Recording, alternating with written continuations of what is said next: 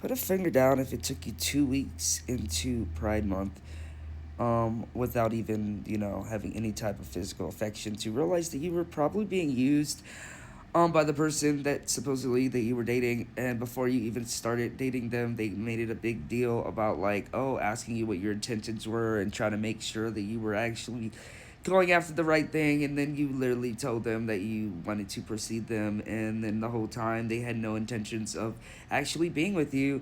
And it seemed like once you got into a relationship with them, they then tried to convince you that they were asexual. So you were like, okay, that's fine, I get it, like, cool, I respect that. Even though, like, when you first met them, they couldn't keep their hands off you, and they're the ones who came to you because they started it. But anyway, but you still, like, let that slide, and then weeks go by, and then they're still just coming over to hang out and spend money, or for you to spend money on them. And then they kept, like, saying how, kept pushing things like, oh yeah, like making it a good idea, like, oh yeah, look at this car, oh yeah, this is what I want, oh yeah, that's what I want, and da da da da. Then you just were trying to make that happen because, I don't know, you fucking like to please your fucking partner, but the whole time you were being fucking used. And you didn't think it was weird that every time you went out to meet their friends or their family, because you met their fucking family too, that they introduced you as their sin instead of their partner.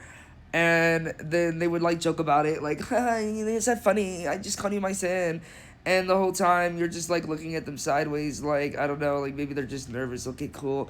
And then you just, like, continue to, like, hang out with them, and continue to, like, buy them things, and continue to, like, go out. And then each time, like, you just get a little bit of less, a little bit of less love, and you're totally getting breadcrumbing, but you don't even realize that you're getting breadcrumbed because you stopped doing the inner work on yourself and the shadow work. And this person, like, randomly, like, stalked you all over social media just to come into your life. And then ever since you met this person, your entire life just started falling apart. You had to give up two of your cats.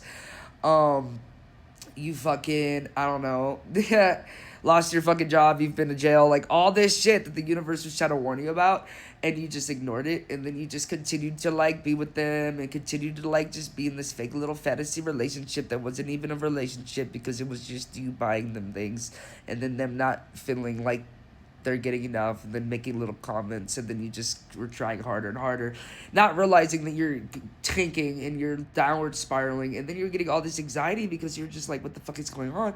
Like, you're saying, this is my person, this is this is that, but they're not actually introducing you as their person or any of that. And you're just waiting, and then you think something's wrong with you. And then finally you message them on Snapchat, and you ask what the fuck is going, like, like, if they really saw, like, long term and with you and stuff like that. And they flat out told you no, and how they at first did, but now they don't want a long term relationship. In fact, they don't want a relationship at all, and they want to just continue to hang out. They don't want a relationship just to hang out. And how they just, like, really, really like you, and how they're in love with you, and, like, how, but they're not ready for a relationship, and they don't want you to feel obligated to continue to, like, to treat them a certain way, and how they feel selfish, and they didn't know how to say the right words and whatnot.